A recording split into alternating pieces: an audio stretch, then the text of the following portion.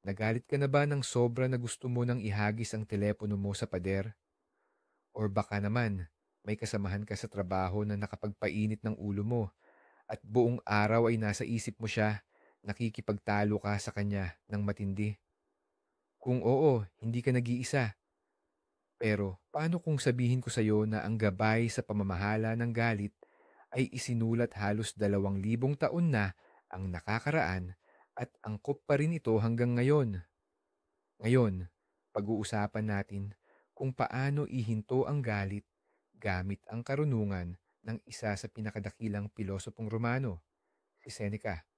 At maniwala ka, ang kanyang mga payo ay maaaring hindi mo inaasahan pero nakakamangha ang bisa. Tara't balikan natin sandali ang sinaunang Roma. Kilalanin si Lucius Annius Seneca. Hindi lang siya isang pantas na may balbas at nakasuot ng toga. Isa siya sa pinakamayamang tao sa imperyo, tagapayo mismo ni Emperor Nero. Isang taong, sabihin na nating, sadyang may pagkamainit ang ulo. Si Seneca ay isang stoic at ang stoicismo ay, sa esensya, isang sinaunang pilosopiya na parang operating system para sa isipan na tumutulong sa iyo na manatiling kalmado sa mga pinakamababaliw na sitwasyon. At sa dami ng pinagdaanan ni Seneca, hindi biro ang kanyang karanasan. Ang kanyang akda tungkol sa galit, de ira, ay hindi lang teorya, kundi isang praktikal na gabay na isinulat mula sa dugo at karanasan. Kaya, simulan na natin ang kanyang mga aral. Halika't simulan natin sa pinakabuod, sa isang mahalagang prinsipyo mula kay Seneca, at medyo matindi ang dating nito. Humanda kayo. Ang galit ay isang panandaliang kabaliwan. Isipin nyo lang sandali. Noong huli kayong magalit ng totoo, para ba kayong isang taong matino at nakapag-iisip ng maayos? O mas parang isang taong sinasaniban, nangungunot ang mukha, nagbabago ang boses, nawawala ang luhika, nawawala tayo sa sarili. Ang kontrol sa ating pag-uugali ay inaagaw ng isang mailap at di makatuwirang halimaw. Mas lumalalim pa si Seneca. Sabi niya, walang salot ang nagdulot ng mas malaking pinsala sa sangkatauhan. Parang pagmamalabis, hindi ba? Ngunit isipin ninyo ang mga bunga, mga digmaan na nagsimula dahil sa bugso ng galit ng isang pinuno. Mga pamilyang nasira dahil sa isang pabaya at masamang salita. Mga pagkakaibigang tuluyang natapos matapos ang isang walang kwentang away. Ang galit, di tulad ng salot, ay hindi lang pumapatay ng katawan. Lalason nito ang kaluluwa, sisira sa tiwala, at magiiwan ng tila sinunog na lupa sa mga relasyon. Hindi lang ito simpleng init ng ulo. Ito ay kusang pagsuko sa kabaliwan. At ang pinakakatatakot, tayo mismo ang nagbubukas ng pinto para dito. Pero, paano nga ba ito nangyayari? Dito na magsisimula ang pinakakapanapanabik ka. Ngayon, dito binibigyan tayo ni Seneca ng isang matinding batikos sa ating pinakamalaking pagdadahilan.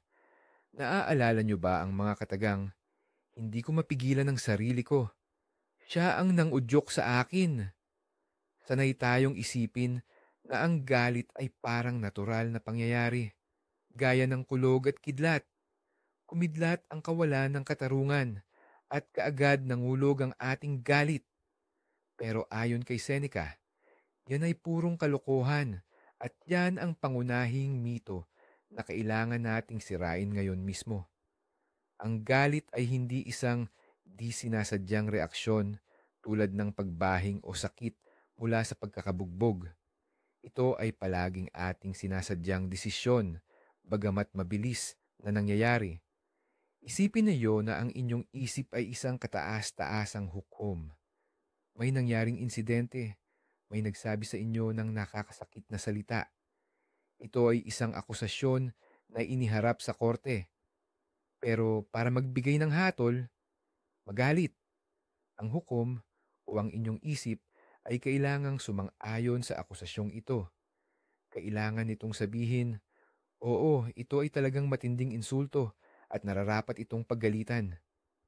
Kayo mismo ang nagbibigay ng pahintulot para lamunin kayo ng emosyong iyon. Ito ang sentro ng buong pilosopiya ng Stoicismo. Sa pagitan ng pangyayari at ng inyong reaksyon, laging may maliit na puwang. At sa puwang na yon, nakasalalay ang inyong kalayaan. Kaya, paano gumagana ang mekanismo ng pagsang-ayon na ito? Ating buwagin ito ng isa-isa. Pag-aralan natin kung paano gumagana ang galit sa isang simpleng halimbawa. Isipin na nakapila ka at may isang tao biglang sumingit sa harapan mo. Ano ang pumapasok sa isip mo? Una, ang mismong pangyayari. Pisikal na gumalaw ang tao at tumayo sa harapan mo. Ito ang unang yugto. Simpleng pagmamasid lang. Wala pang damdamin. Pero hindi rito nagtatapos ang utak mo. Dito na nagsisimula ang ikalawa at pinakamahalagang yugto, ang pagtatasa. Agad kang magbibigay ng hatol. Ang daya naman, ang kapal, hindi niya ako ginagalang. Nilalagyan mo ng etiketa ang simpleng pangyayari na ito ay panlalait at paglabag sa patakaran. Sa puntong ito, doon mo na pinahihintulutan ang iyong sarili na magalit. At pagkatapos lang nito, nagsisimula ang ikatlong yugto, ang emosyonal at pisikal na reaksyon. Bibilis ang tibok ng puso mo, mamumula ang mukha mo, at gugustuhin mong may sabihin o gawin. Kita mo? Hindi sumulpot ang galit nang sumingit ang tao sa pila. Sumulpot ito nang magpasya ka na isang nakakapanggalit na kawalang katarungan ang ginawa niya. Itinuturo sa atin ni Seneca na ang ating lakas ay nasa pagitan ng pangyayari at ng ating pagtatasa. Maaari tayong matutong huwag basta-basta sumang-ayon. Pero bakit napakadali nating magbigay ng ganoong klase ng pagtatasa, yung mga nagpapalitaw ng galit? Ano ang nagpapatindi rito? At si Seneca ay mayroong nakakagulat na simple, ngunit malalim na sagot dito. Ang pinagmumula ng ating galit ay palagi ng walang pag-aalinlangan ang hindi natupad na mga inaasahan. Hindi tayo nagagalit sa mismong realidad, kundi sa malinaw nitong pagkakasalungat sa ating sariling panuntunan kung paano dapat mangyari ang mga bagay. Pag-isipan ninyo, bakit kayo nagagalit sa trapiko? Dahil umaasa kayong makarating sa trabaho sa loob ng 20 minuto, hindi 1 oras. Bakit kayo nabubuwisit sa mabagal na internet? Dahil inaasahan ninyong maglo-load kaagad ang pahina. Bakit kayo nagtatampo sa kaibigang nahuli sa usapan? Dahil sa isip ninyo, dapat siyang dumating sa tamang oras. May daladala tayo sa ating isip na isang perpekto, malinis na larawan ng mundo. Sa larawang ito, lahat ay magalang, sumusunod sa batas trapiko ang mga driver, at hindi nasisira ang mga gamit. At sa tuwing ang totoo, buhay at magulong mundo ay bumangga sa ating marupok na pantasya, may nagaganap na pagsabog. Ang pangalan ng pagsabog na ito ay galit. Sa esensya, ito ang ating parang batang pagtutol dahil hindi sumusunod ang universo sa ating mga kagustuhan.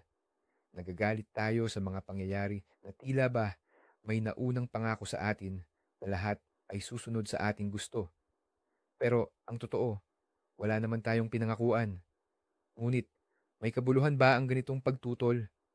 Maaari ba itong maging kapaki-pakinabang na kasangkapan? Sa bagay na yan, si Seneca ay mayroon ding napakapinangingat na pananaw. Dito natin matutuklasan ang isa sa pinakatusong bitag ng galit. Kapag nagagalit tayo, pakiramdam natin ay malakas tayo. Tama tayo, hindi ba? Pakiramdam natin ay ipinagtatanggol natin ang katarungan at nailalagay natin sa kanilang lugar ang mga nagkakamali. Nakakakuha tayo ng biglaang lakas ng enerhiya at pakiramdam natin ay may kapangyarihan tayong humubog ng kapalaran. Ngunit pinapaalalahanan tayo ni Seneca na huwag magpadaya sa ganitong pakiramdam. Ginamit niya ang isang matalinong paghahalintulad. Ang galit ay parang mga guho na bumabagsak sa mga sarili nitong sinira. Pag-isipan ninyo ito. Sumigaw ka sa isang tao sa matinding galit. Ang taong iyon marahil ay matagal nang nakalimot tungkol dito at namumuhay na ng sarili niyang buhay. Paano naman ikaw? Patuloy mong inuulit-ulit ang eksenang iyon sa iyong isip. Kumakabog ang iyong puso at hindi ka makapag-concentrate. Ang galit ang sumusunog sa iyo mula sa loob. Palagi nitong sinasaktan ang mismong taong nakakaranas nito. Higit sa lahat, ito ay lason na iniinom mo sa pag-asang ibang tao ang mamamatay. Ngunit ikaw lang ang nilalason nito. Sa bawat pagpili nating magalit, tayo mismo ang sumusugat at sumisira sa ating sariling kapayapaan ng isip. Kaya dahil sa pagiging nakakawasak at walang pakinabang nito para sa atin, hindi ba't mas mainam na huwag na lamang itong hayaang mamuo? Ito mismo ang itinuturo sa atin ng Stoic na pag-iwas. Ngayon, pag-usapan naman natin ang pag-iwas, kung paano pigilan ang galit na makapasok sa ating isipan. At dito, mayroong napakalakas. Bagamat sa unang tingin ay medyo kakaibang pamamaraan ang mga Stoic. Tinatawag itong premeditatio malorum na may sasalin bilang paunang pag-iisip sa masasamang bagay or paghahanda sa mga kapalpakan. Medyo nakakatakot pakinggan, ano? Pero ito ang isa sa pinakamabisang diskarte. Simple lang ang prinsipyo nito. Tuwing umaga, bago ka pa man bumangon mula sa kama, gumugol ng ilang minuto para isipin lahat ng posibleng magkamali sa buong araw. Isipin mong maipit ka sa matinding traffic, napagalitan ka ng boss mo, na hindi magawa ng kasamahan mo ang bahagi niya sa trabaho, na malamig ang kape na ihahain sa iyo sa cafe. Hindi mo pinoprograma ang sarili mo sa kapalpakan. Hindi, inihahanda mo lang ang isip mo sa realidad. At kapag nangyari nga ang isa sa mga ito, hindi mabibigla ang isip mo. Hindi ito sisigaw, paano nangyari yan? Hindi dapat ito nangyari. Sa halip, kalmado itong tutugon. Oo nga pala. Naisip ko na, to, isa ito sa mga posibleng mangyari. Ang elemento ng pagkagulat na siya mismong nagsisindi ng galit ay mawawala na lang para itong pagbabakuna laban sa pagkadismaya. Nagpapakilala ka ng maliit at kontroladong dosis ng negatibong sitwasyon sa iyong isipan para makabuo ng resistensya sa tunay na hamon ng buhay. Kapag handa ka na sa pinakamasama, hindi ka na gaanong masusugatan ng realidad. Para itong isang boksingero na naghahanda sa suntok. Kung alam niyang darating, makakaposisyon siya ng maayos at hindi gaano masasaktan. Ngunit kung biglaan ang suntok, tiyak na matutumba siya. Ganoon din sa ating isipan. Ang paghahanda sa mga posibleng masama ay ang iyong pang-araw-araw na pagsasanay. Nirerepaso mo hindi lang ang mga posibleng pangyayari, kundi pati na rin ang iyong magiging reaksyon dito. Sinasabi mo na sa iyong sarili bago pa mangyari, kung biglang may sumingit sa akin sa kalsada ngayon, hindi ako magbubusina o sisigaw. Huminga lang ako ng malalim at iisipin na baka nagmamadali lang ang taong yon o nagkamali lang. Mas mahalaga ang kapayapaan ng aking loob. Kapag ininsayo mo ang ganitong sitwasyon sa umaga, sa tahimik na paraan, mas madali mo itong masusunod. Kapag nangyari na sa totoong buhay, inaalis nito ang pakiramdam na malaking kapahamakan ang anumang abala. Ang traffic ay hindi na katapusan ng mundo, kundi traffic lang. Ang pagiging bastos ng kahera ay hindi personal na paninira, kundi simpleng pagpapakita lang ng pagod ng ibang tao. Inaalis mo ang kapangyarihan ng mga pangyayari sa iyong sarili. Hindi ka na nagiging biktima ng mga pangyayari, kundi isang handang tagamasid. At ang paghahandang ito ang susi sa iyong kapanatagan. At narito pa ang isa pang mahalagang hakbang sa pagpigil ng galit na natural na kaugnay ng nauna. Payo ni Seneca, tanggapin at unawain lang natin ang kalikasan ng tao. Sabi niya, ang umasa na ang mga tao ay hindi magkakamali, gagawa ng katangahan, o maging ng masama ay kasing mangmang ng pagtataka kung bakit umuulan ng niyebe sa taglamig o mainit sa tag-araw. Ito ay bahagi lang ng paggana ng mundo. Ang tao ay makasarili. Ang tao ay pabaya. Ang tao ay walang lohika. Ito ay isang katotohanan. Kapag lumabas ka ng bahay, hindi ka naman nagagalit sa batas ng grabidad. 'Di ba? Isinasaalang-alang mo lang ito sa bawat galaw mo. Dapat ganoon din ang pagtingin natin sa mga kakulangan ng kalikasan ng tao. Sa halip na paulit-ulit na magtanong, paano niya nagawa yon? Sabihin mo sa sarili mo, ginawa niya iyan dahil tao siya at minsan ganyan kumilos ang mga tao. Hindi ibig sabihin nito na dapat mong sang-ayunan ang masamang pag-uugali. Hinding-hindi. Pero ito ay mag-aalis sa iyo ng bigat ng personal na sama ng loob at walang saysay na galit. Hindi mo natitingnan ang pagkakamali ng iba bilang personal na pag-atake sa iyo. Ito ay pagpapakita lamang ng hindi perpektong kalikasan ng tao at ang magalit dito ay kasing walang kabuluhan ng magalit sa ulan. Ang sumusunod na payo ni Seneca ay simple lang at napakapraktikal. Iwasan ang mga bagay na nagiging sanhi ng ating pagkabahala o galit. Bagamat itinuturo sa atin ng pilosopiya ng mga Stoic ang pagiging matatag, itinuturo rin ito ang tunay na karunungan. Minsan, ang pinakadakilang karunungan ay ang huwag nang makisali sa labanang maaari namang iwasan. Kung tiyak mong ang pag-uusap tungkol sa politika kasama ang tiyuhin mo ay laging nauuwi sa sigawan at sirang araw, bakit pa sisimulan ng ganoong usapan? Kung alam mong ang pagbabasa ng mga komento sa isang partikular na balita ay nagpapainit ng iyong ulo, hindi ba't mas mabuting huwag na lang itong basahin? Ayon kay Seneca, madalas ay tayo mismo, sa sarili nating kagustuhan, ang pumupunta sa mga sitwasyong tiyak na magdudulot sa atin ng inis o galit.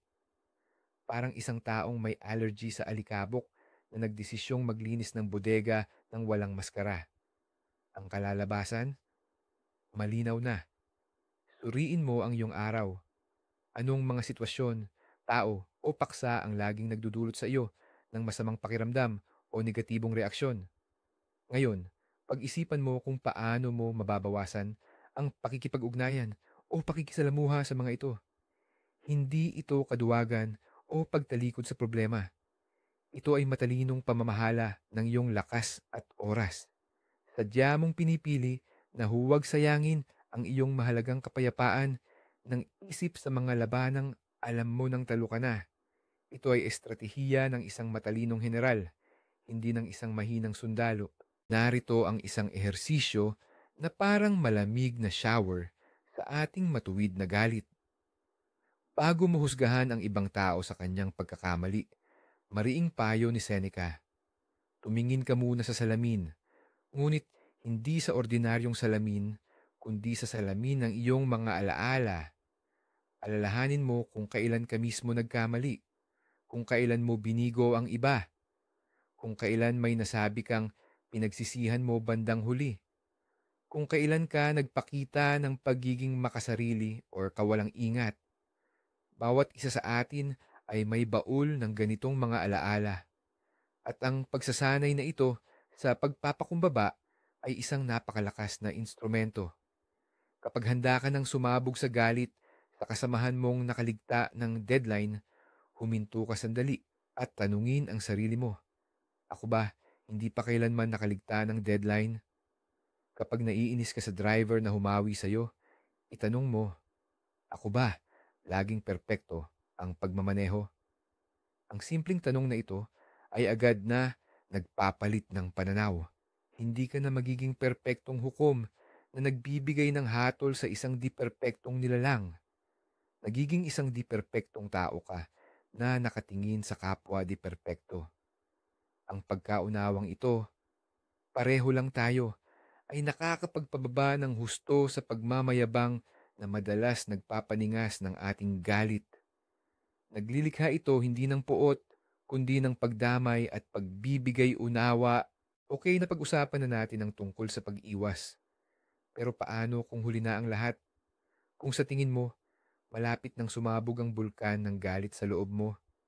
Dito, si Seneca ay may inaalok na agarang tulong at ang pangunahing tuntunin ay simple lang: pagpapaliban, pag-antala, paghinto. Tiwala ang pilosopo na ang pinakamabisang lunas sa galit ay ang pagpapaliban. Walang mas makakapagpakalma ng matinding emosyon kaysa sa oras. Ang galit ay parang short circuit na emosyon. Mabilis itong sumiklab at humihingi ng agarang labasan. Ang gawain mo lang ay huwag itong bigyan ng pagkakataon. Huwag kang magdesisyon. Huwag kang mag-text o magpadala ng mensahe. Huwag kang magsalita ng kahit isang salita. Bigyan mo ang sarili mo ng oras. Pangakuan mo ang sarili mo na babalikan mo ang sitwasyong ito pagkatapos ng 10 minuto, 1 oras, o kahit kinabukasan na lang. Sa loob ng panahong iyon, ang unang pinakawalang saysay at mapanirang bugso ng damdamin ay hihina. Kakalma ang emosyonal na bagyo at mas malinaw mong makikita ang sitwasyon. Isipin mo na ang galit ay parang magulong tubig sa baso na bagong kalog. Kung maghihintay ka, titining ang lahat ng dumi at magiging malinaw muli ang tubig. Ganyan din sa isip mo. Ang paghinto ay ang pagkakataon mo para hayaang tumining ang gulo. Ito ang pinakasimple, pero ito rin ang pinakaepektibong payo sa lahat. Ang ikalawang hakbang sa agarang pagresponde ay direktang konektado sa ating katawan.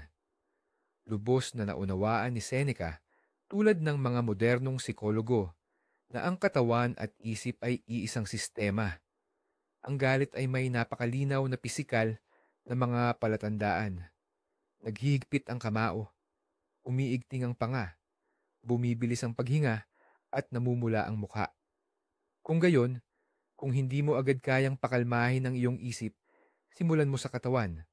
Sa sandaling maramdaman mo ang mga unang pisikal na palatandaan ng pag-init ng ulo, sadyain mong gawin ang kabaligtaran. Iluwag ang kamao, relaksahin ang balikat at ang mga kalamnan sa mukha. Humugot ng ilang mabagal at malalim na paghinga. Maghilamos ng malamig na tubig. Lumabas sa sariwang hangin at maglakad-lakad lang. Ang mga simpleng pisikal na pagkilos na ito ay nagpapadala ng signal sa utak. Wala nang panganib, kumakalma na tayo. Literal na piniputol mo ang masamang siklo kung saan ang balisang isip ang nagpapainit sa katawan at ang tensyonadong katawan naman ang lalong nagpapakulo sa isip. Magsimula ka sa kung ano ang mas madaling kontrolin. Mas madaling kontrolin ang iyong paghinga o ang posisyon ng iyong mga kamay kaysa sa mga magulong isip. Sa pamamagitan ng pagbabago sa iyong pisyolohiya, binibigyan mo ang iyong isip ng pagkakataong makabalik sa sarili at lumamig para itong pagpindot sa isang pisikal na pause button para sa iyong galit. Ang susunod na hakbang sa ating gabay sa agarang pagharap sa sunog ng galit ay ang humanap ng lugar kung saan ka pwedeng mapag-isa. Kung ikaw ay malapit sa pinagmula ng iyong galit, ito man ay ibang tao o isang hindi ka nais-nais na sitwasyon, ang pinakamainam na solusyon ay ang pisikal na lumayo. Umalis ka na lang. Sabihin, kailangan kong umalis saglit at lumabas sa ibang silid, sa labas, o kahit saan na makakapagbigay sa iyo ng distansya. Hindi ito pagkabigo o pagtakas. Ito ay isang taktikal na galaw para mapanatili ang kapayapaan. Sa tindi ng galit, madalas ay nakakapagsalita tayo ng mga bagay na hindi naman natin sinasadya, na nagdudulot ng mga sugat na matagal bago maghilom. Ang pagiging mapag-isa ay ang iyong pananggalang laban sa mga salita at gawa na hindi na mababawi.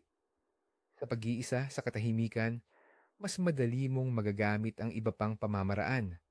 ang huminto sandali, huminga ng malalim at pakalmahin ang iyong katawan. Binibigyan mo ang iyong sarili ng isang ligtas na espasyo upang mapayapang harapin ang rurok ng emosyon nang hindi nakakasakit sa iyong sarili o sa iba. Ayon kay Seneca, huwag kang magdedesisyon ng mahalaga o makikipag-usap ng seryoso habang ikaw ay galit. Maaari itong humantong sa kapahamakan. Una, pag-iisa at katahimikan at saka pa lang ang dialogo at solusyon. Ang simpleng hakbang na ito ay nakapagsalba ng di mabilang na relasyon at karera kapag nakapagpahinga ka na at lumamig-lamig na ang iyong ulo. Panahon na para paganahin ang iyong rasyonal na pag-iisip. Iminumungkahi ni Seneca na gamitin ito bilang isang kasangkapan sa pagsusuri sa pamamagitan ng pagtatanong sa sarili ng ilang nakapagpapamulat na katanungan. Ang una at pinakamahalaga, talaga bang sinadya ng taong ito na saktan ako? Madalas nating iniisip na may masamang intensyon ng iba, gayong sa totoo, baka ito'y dahil lang sa kapabayaan, katangahan o pagod. Halimbawa, ang kasamahan mo na hindi bumati, baka abala lang sa kanyang sariling iniisip at hindi ka sadyang binaliwala. Ang pangalawang tanong, worth it ba ang insidenteng ito para sa aking kapayapaan ng isip? Isipin mong ilagay sa isang timbangan ang isang maliit na abala, tulad ng isang siko sa mataong lugar o isang bastos na salita. Sa kabilang banda, ilagay ang iyong panloob na kapayapaan, ang iyong magandang kalooban para sa buong araw. Handa ka ba talagang ipagpalit ang iyong kalmadong damdamin sa isang mumunting bagay na ito? At ang pangatlo, ang pinakapraktikal na tanong, ano ang mapapala ko kung magagalit ako? Mayroon bang anumang kapakinabangan dito? Mawawala ba ang trapiko? Babalik ba ang natapong kape sa tasa? Mapipilit ba ng iyong galit na magbago ang ibang tao? Ang sagot ay halos palaging wala. Ang galit ay ganap na walang silbi bilang kasangkapan sa paglutas ng problema. Ang mga tanong na ito ay parang iniksyon ng lohika sa isang isip na nababalot ng emosyon. Nakakatulong ang mga ito na lumipat tayo mula sa puro reaksyon tungo sa masusing pagsusuri. At narito pa ang isa pang mabisang mental na ehersisyo na nagsisilbing pamatay-apoy sa nagngangalit mong damdamin. Ilarawan mo sa iyong isip ang pinakamalalang posibleng kahihinatnan ng iyong galit. Huwag lang basta isipin ang mga ito, kundi ilarawan mo ng detalyado at matingkad sa iyong isip. Ano ang mangyayari kung sisigawan mo ang iyong boss ngayon sa harap ng buong departamento? Ilarawan ang reaksyon ng kanyang mukha, ang reaksyon ng iyong mga kasamahan, ang awkward na katahimikan at pagkatapos ang pagpapatawag sa iyo at marahil ang iyong pagkatanggal sa trabaho. Paano naman kung sa galit mo ay isara mo ng padabog ang pinto sa harap ng iyong mahal sa buhay habang binibigkasan siya ng masasakit na salita? Ilarawan ng kanyang mga luha, ang kanyang gabing walang tulog, at ang lamat na mabubuo sa inyong relasyon na matagal at mahirap mong pagdidikitin. Ang teknik na ito ay tinatawag na negatibong visualisasyon ng mga kahihinatnan. Mabilis itong magpapatauhan sa iyo. Inililipat mo ang iyong focus mula sa panandaliang kagustuhang maglabas ng galit patungo sa pangmatagalang halaga na kailangan mong bayaran para dito. At halos palagi, ang halagang ito ay napakataas at hindi katumbas. Maiintindihan mo na ang panandaliang kasiyahan sa pagbugso ng galit ay hindi katumbas ng oras, araw o kahit taon ng pagsisisi. Ang imahinasyong kalamidad na ito ang siyang makakatulong upang maiwasan ang tunay na kalamidad. Para sa mga advanced users, may isang teknik na nangangailangan ng kaunting pagsasanay pero napakaganda ng resulta. Ito ay ang pagpapractice ng empatya. Sa mga sandaling may nagpapainit ng ulo mo, Sadyain mong ilagay ang sarili mo sa kalagayan ng taong iyon. Subukang unawain ang motibo sa likod ng kanyang ginawa at tingnan ang sitwasyon sa kanyang pananaw. Yung driver na sumingit sa'yo, baka naman nagmamadali siya dahil manganganak na ang asawa niya. Yung kasamahan mong panay, ang tanong ng para sa'yo ay simple lang. Baka naman baguhan lang siya at ayaw magkamali. Yung cashier na sinungitan ka, baka naman 10 oras na siyang nakatayo at sobrang sakit na ng ulo niya. Subukan mong bigyan ng ibang paliwanag ang kanilang pag-uugali bukod sa pag-iisip na sadyang ginagawa nila ito para personal kang guluhin o galitin.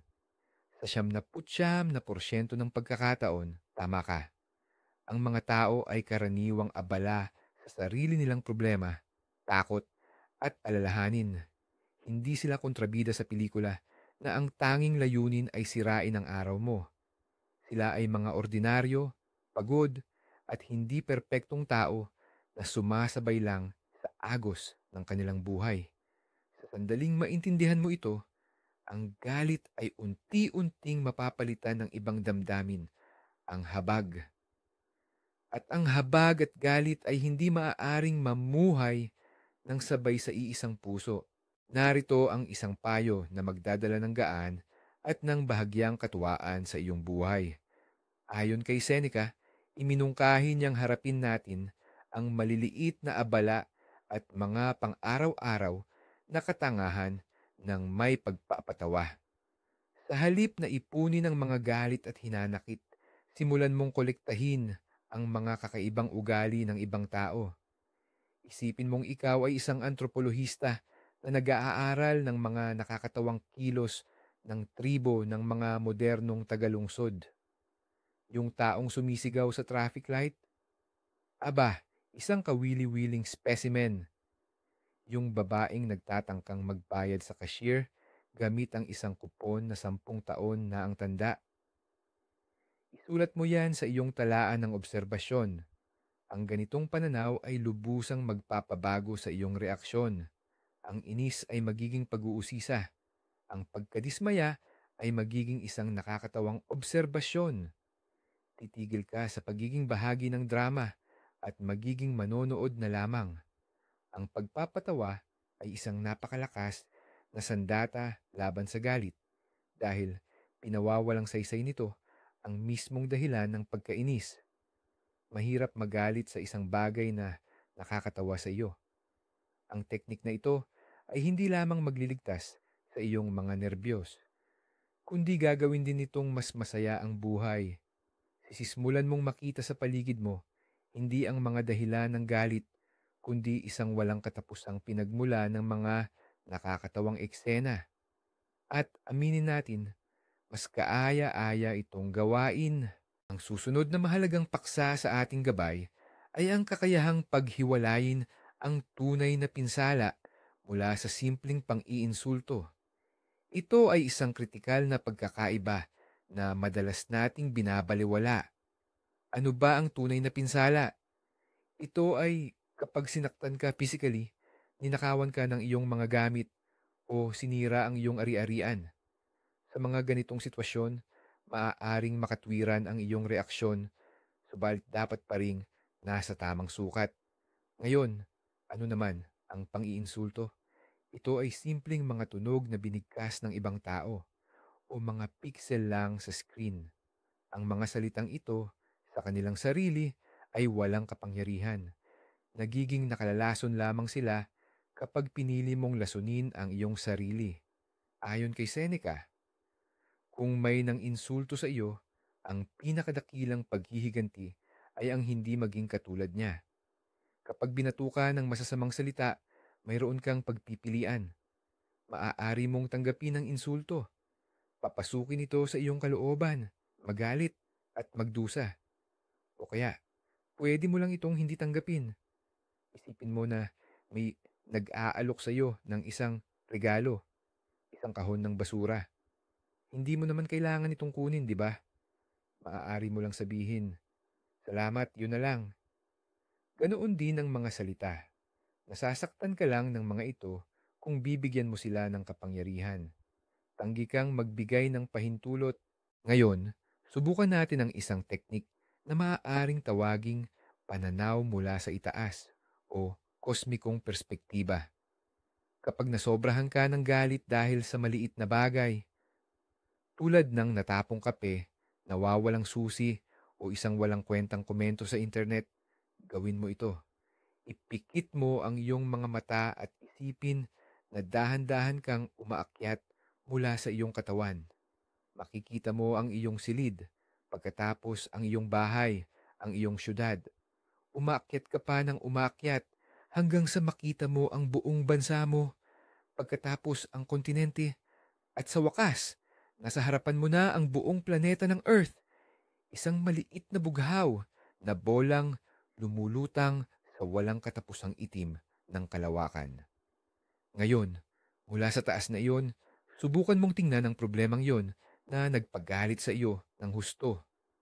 Gaano ba ito kahalaga sa sukat ng planeta at sa sukat ng solar system, ng universo? Ang mental na teknik na ito ay agad na nagpapaliit sa karamihan ng ating pang-araw-araw na problema. Ipinapakita nito kung gaano kaliit ang mga dahilan kung bakit natin sinasayang ang ating mahalagang kapayapaan. Ang akala mo'y pandaigdigang sakuna, 5 minuto lang ang nakalipas ay parang alikabok lang mula sa orbit. Ang teknik na ito ay nakakatulong upang maibalik ang pakiramdam ng tamang perspektiba at maalala kung ano talaga ang mahalaga at kung ano lang ang puro abala. Sa wakas, narating natin ang huling pinakamakapangyarihan at nagpapamulat na paalala mula kay Seneca. Ito ang pundasyon ng buong pilosopiyang Stoic. Alalahanin ang sariling kamatayan. Memento mori. Alalahanin ang kamatayan. Sa unang tingin, mukhang madilim ito. Ngunit sa katotohanan, ito ang pinakamabisa at nagbibigay buhay na prinsipyo. Bawat araw na nabubuhay tayo ay kakaiba at hindi na mauulit. Limitado ang ating oras sa planetang ito. At narito ang pangunahing tanong na ipinapaalala ni Seneca na itanong sa ating sarili. Gusto ko ba talagang aksayahin itong napakahalaga, hindi na mababalik na bahagi ng aking buhay sa isang emosyong mapanira, pangit at walang saysay tulad ng galit? Gusto ko bang gugulin ang aking huling oras, araw o taon na nagpapakainit ang ulo dahil sa maliliit na bagay, nakikipagtalo sa mga estranghero sa internet o nagtatampo sa mga mahal sa buhay? O mas gugustuhin kong ilaan ang panahong ito sa kagalakan, pag-ibig, pagkamalikhain at kaalaman? Ang pagkaunawa sa katapusan ng ating paglalakbay ang pinakamahusay na salaan para sa lahat ng hindi mahalaga. Tinatanggal nito ang lahat ng maliliit na hinanakit, lahat ng walang kabuluhang pagmamadali, at lahat ng walang saysay na pagtatalo. Ito ay nagiiwan lamang ng kung ano ang talagang mahalaga at tiyak na hindi kabilang ang galit sa listahang ito. At ngayon, heto ang pinakanakakagulat na katotohanan, isang tunay na plot twist. Si Seneca, ang sumulat ng napakatalinong gabay kung paano labanan ng galit, ay naging guro ng Emperador Nero. Oo, ang parehong Nero na kinikilala sa kasaysayan bilang isa sa pinakamalupit, pinakamainiti ng ulo at walang kontrol sa sarili na tirano. Ang taong, ayon sa alamat, ay nagsunog sa Roma at pumatay sa sarili niyang ina. Ano ang ibig sabihin nito? Hindi ba gumagana ang turo ni Seneca? Kabaligtaran nga.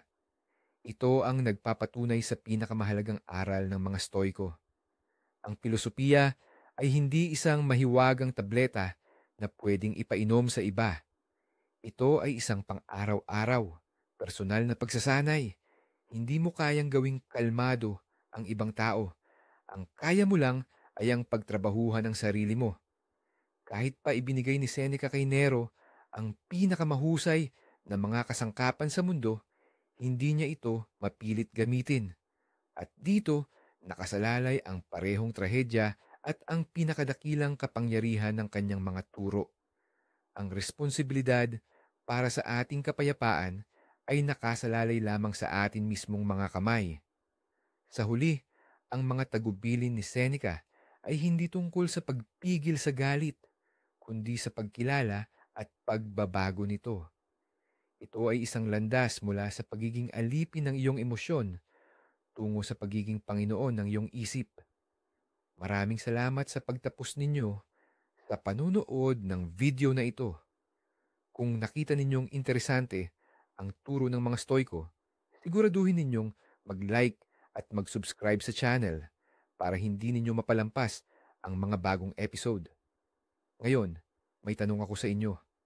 Alin sa mga payo ni Seneca ang sa tingin ninyo ang pinakamakapangyarihan at susubukan ninyong isabuhay?